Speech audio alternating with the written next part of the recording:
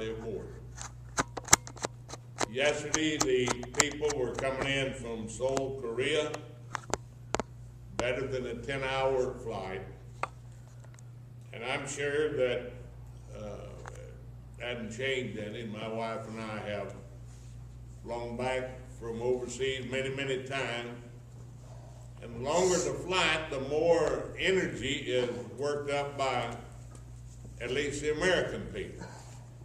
And whenever you see the shores of the United States, whether it be Statue of Liberty in the Hudson Bay, New York Island, or whether it be the coast of California, there's something about it that makes you feel like I'm really there to get home. Now, this airplane, 777, been there since 2006, had a tremendous safety record, and we're just about home. I'm sure that the American people that were on that plane were clapping their hands and singing some type of an American song, expressing their gratitude and appreciation of being home.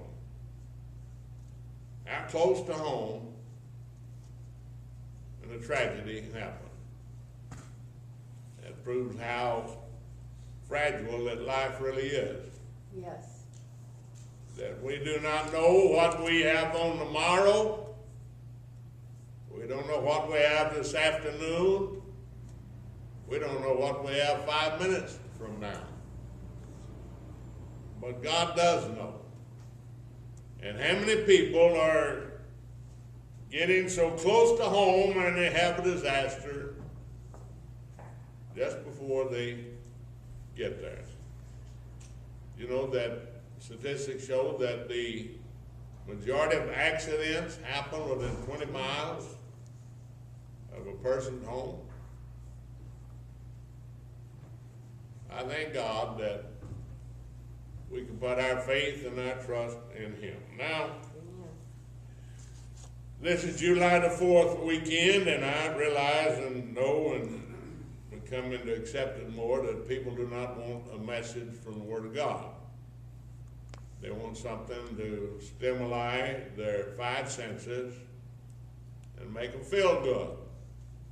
But I don't know any difference than to say that this nation was founded by men that believed in nature and nature's God. Now, we've gone 230 plus years and we're getting close to home, but the problem is we are looking at tragedy. We're looking at a nation that's turning from God, one that's been blessed of God abundantly, but one that is now turning from God. We've become cold.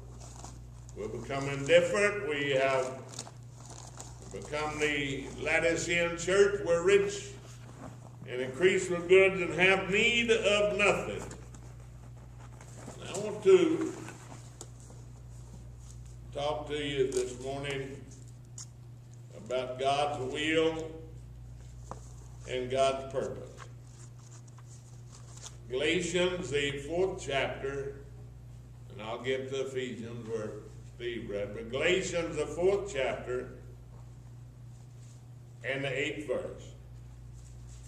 Howbeit then, when, I'll give you a chance to find it, Galatians, the 4th chapter, and the 8th verse. Howbeit then, when you knew not God, you did service unto them which by nature are no God. But now after that you have known God, or rather are known of God, now turn you again to the weak and beggarly elements wherein the desire again to be in bondage. You observe days and months and times and years. I'm afraid of you, lest I have bestowed upon you labor in vain.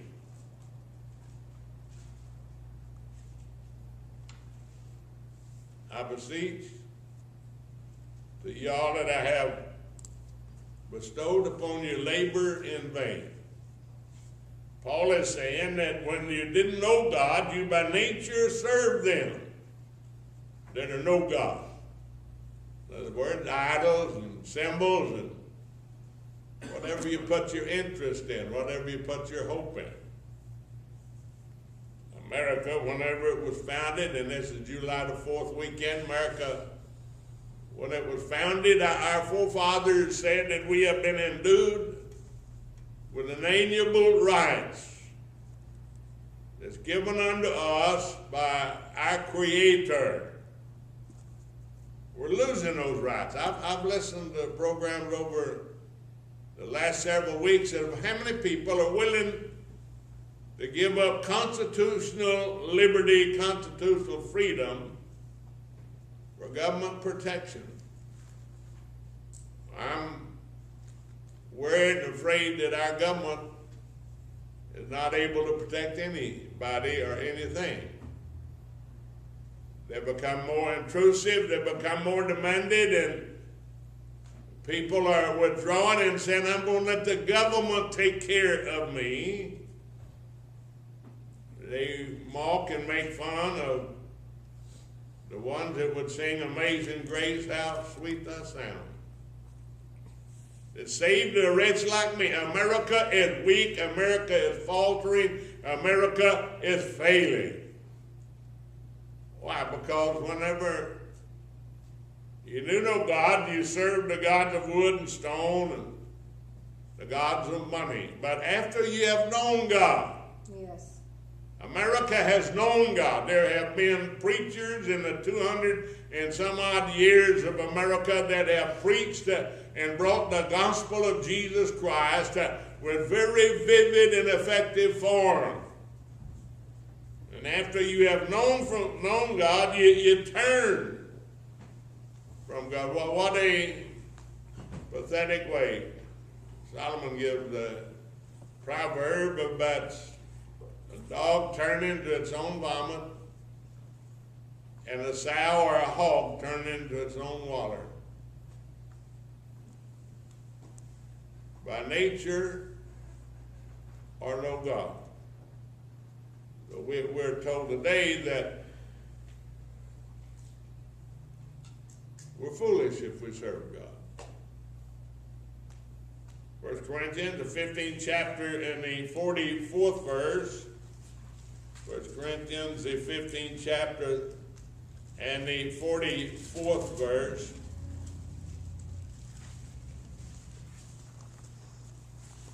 It is sown a natural body, it is raised a spiritual body. There is a natural body and there is a spiritual body.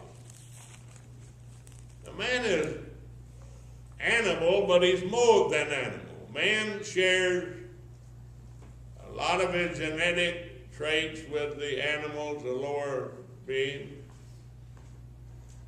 But man, unlike the lower animal life, was created in the image and the likeness of God.